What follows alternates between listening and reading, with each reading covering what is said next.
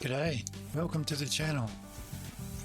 Today the video is all about making a mistake in the field, bringing it back into the studio or office to do some editing, realizing you made a mistake in the field, but knowing that with Darktable you can make that correction as needed. So in this particular case, the mistake I made was being all excited, finally having some fine weather, clear skies for the night, to get some astro photography, very little wind. I made all the checks and balances on the camera before I left, except white balance. And of course, I got into the field, I did the usual double check, and I also checked everything else except white balance. The white balance was set to 3200, which was what I was playing with prior. It was such a gorgeous night. Loved being out and about with some fine weather. And I got some very cool shots. Temperature wise, white balance wise, it looked like daylight.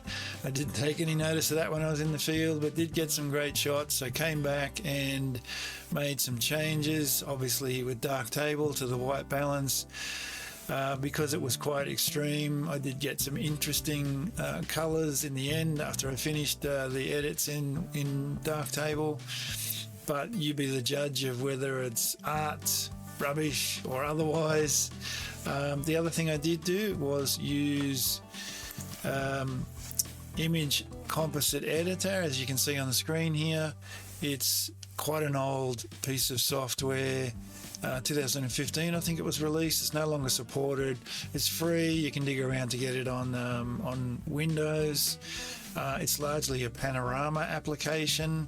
It's really useful, simple to use, as I said, stitch, crop, export, and you're basically done.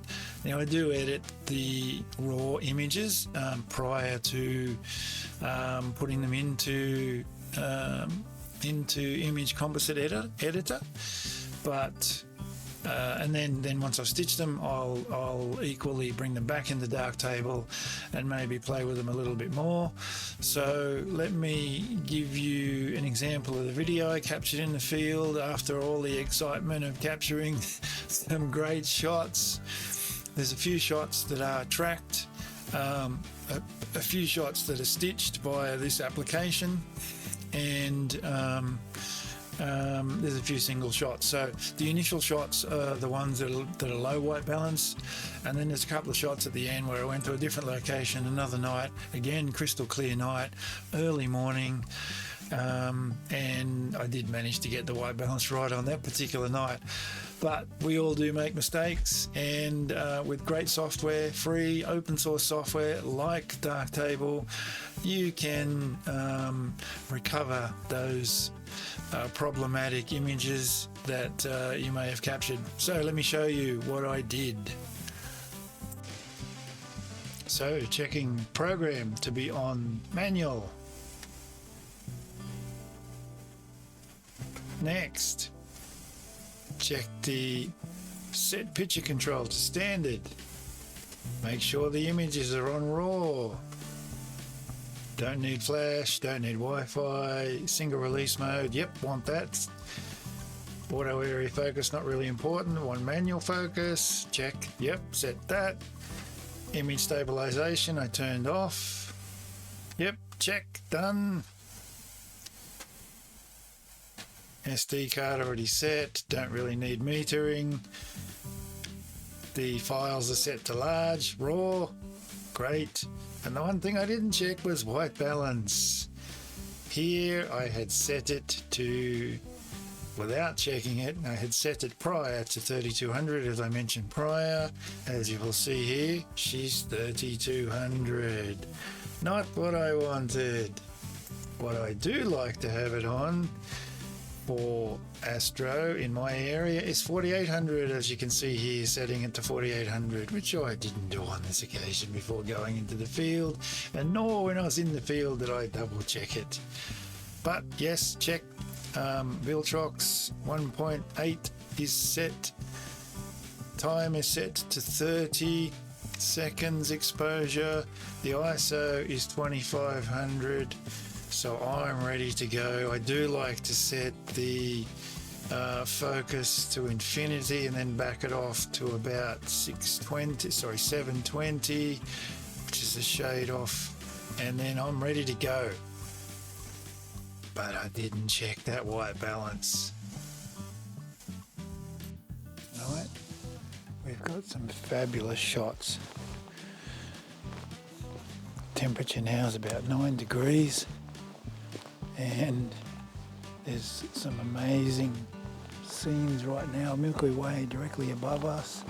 So I've got shots out here, shots up over here. Sky is tracked. It is just a glorious night. There's almost no wind. It's just fantastic. So unfortunately, that direction is east. That's where Sydney is. So it's very bright in that direction because of light pollution. Out this way, it's west, and it's just magnificent. There's no light pollution here, or very little from the Blue Mountains villages, and the moon actually set at about 9 p.m. So it's only at about 28% right now. So beautiful night for photography.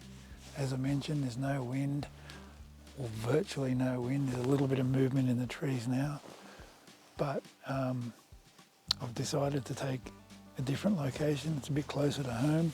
I haven't got back to that other spot, which is about another 600 or 700 meters from here.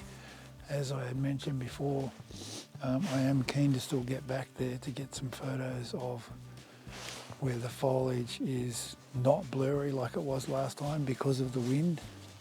Hopefully the wind has been quiet enough or calm enough to get some photos this time around without blurry shots. So I've got the tracker out, and I'll get back into the office and get those photos edited and stacked together, merged. So we'll see how we go. These are the 5 images with white balance set to 3200. I'll show you in larger screen in a second. This is the outcome after the edit. Let me show you the other 2 that were the correct white balance. These are the 2 taken in different locations. In Katoomba on the left, in Wentworth Falls on the right. Both images are white balance 4800, which is what I like to use up here in the Blue Mountains. It is a better location for white balance setting at 4800 because there's not as much light pollution in this location. Both images are stacked. The one on the left is a 3-image stack or panorama. The one on the right is a 2-image panorama. Okay, let's show you both these 2 and the other 5 in full screen. Let me know what you think, guys. Appreciate your time. By all means, hit that like button and or leave some comments. Catch you in the next video. See you guys.